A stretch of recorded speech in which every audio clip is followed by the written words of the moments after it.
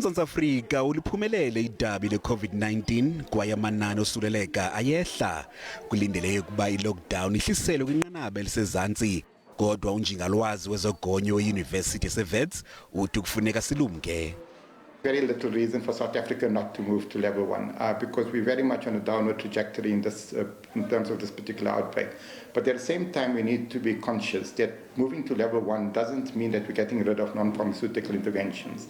It doesn't mean that we're going to start allowing mass gatherings, because those are exactly the type of things that would allow for a resurgence of the virus in South Africa. If we reach a level of about 1 case per 100,000 people, that translates into about 600 cases, then we can be categorized or take a view that we have low level of transmission.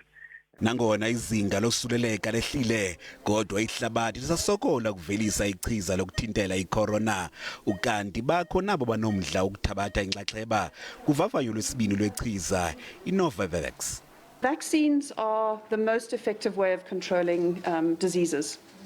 And we clearly need a vaccine for coronavirus. UMzantsi Afrika sele uthatha inxaxheba kuvavanyo lwechiza lokuqala. This vaccine is known as a protein-based vaccine, which uses more of a traditional approach in terms of vaccine development. Many of the vaccines that are used in children, as an example, against whooping cough, against tetanus, are vaccines that are developed using this protein-based technology. Okwangoku kusaqhutywa uvavanyo, kulindeleke ukuba eli lithi chatha ukubuyela kubomi besiqhelo.